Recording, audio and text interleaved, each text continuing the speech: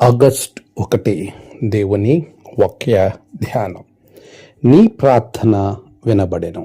అపోస్తుల కార్యములు 10వ అధ్యాయం 31వ వచనం. మన ప్రభువైన యేసుక్రీస్తు నామములో మీ అందరికీ ఈ ఉదయము శుభములు తెలియచేస్తున్నాను. ప్రియులారా, దేవుని మహాకృపలో మరొక నూతన దినము చూచే ధన్యత ప్రభు మనకి అనుగ్రహించారు. ఈ నూతన దినములో, నూతన మాసములో 1వ తారీఖున ప్రభు ఇస్తున్న శ్రేష్టమైన ఆశీర్వాదం, నీ ప్రార్థన వినబడడం. నిజమే, కొన్నేలితో ఆ రోజు దేవుడు మాట్లాడిన మాటే ఈ ఉదయం, ఈరోజు, ఈ నూతన మాసం, నూతన వాగ్దానం. ఎంత గొప్ప ఆశీర్వాదము కదా! దేవునిలో మనమందరం స్థిరపరచబడాలి.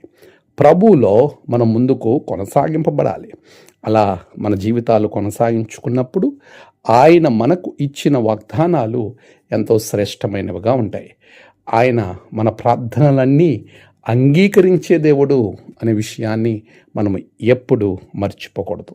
మనలను దేవునిలో స్థిరపరుస్తాడు, ఆయనలో బలపరుస్తాడు. నువ్వు చేస్తున్న ప్రార్థన ఖచ్చితంగా ఆయనకు వినపడి దానికి జవాబును అనుకరిస్తాడు.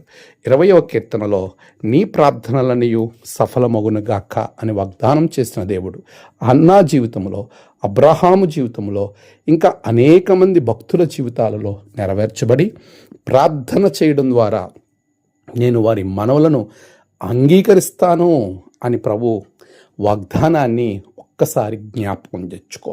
ప్రార్థన అంటే దేవుని అడగడం. నువ్వు మనుషులను అడుగుతూ ఉండొచ్చు. నీకు తెలిసినటువంటి సంబంధాలు, అంటే మనుషులలో మనకి అధికారులు, తెలిసిన సంబంధాలు, ఇంకా ఇతరతర వారిని మనం అడుగుతూ ఉంటాం. కానీ దేవుణ్ణి అడుగుతున్నావా? నీవు ఏది కావాలనుకుంటున్నావో అది దేవుణ్ణి అడిగితే ఆయన నీ కోరికను నెరవేరుస్తాడు, నీ ప్రార్థనను అంగీకరిస్తాడు. కొన్నేలితో చెప్పాడు, నీ ప్రార్థన వినబడెను. ఈరోజు నీతో అంటున్నాడు, నీ ప్రార్థన వినపడ్డది, నేను వారి మొర విన్నాను, అందుకే దిగివచ్చానని ఇశ్రాయేలుతో పలికిన దేవుడు నిన్ను నీ కష్టం నుండి నీకు పాలుతేనులు ప్రవహించే దేశాన్ని నడిపించుటకు ప్రభు దిగివచ్చి ఉన్నాడు. అట్టి కృపాశీర్వాదం దేవుడు మీకు దయచేయునుగాక. ఆమేన్. ప్రార్థన.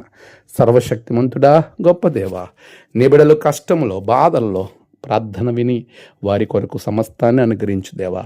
నీ బిడ్డలకు సమస్త దీవెనలను అనుగ్రహించండి.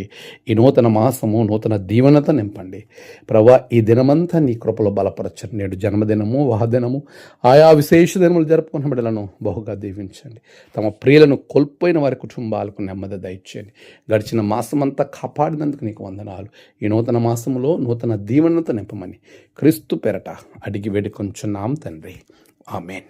తండ్రి, కుమార, పరిశుద్ధాత్మ త్రియేక దేవుని ఆశీర్వాదం మీకు కలుగును గాక. ఆమేన్.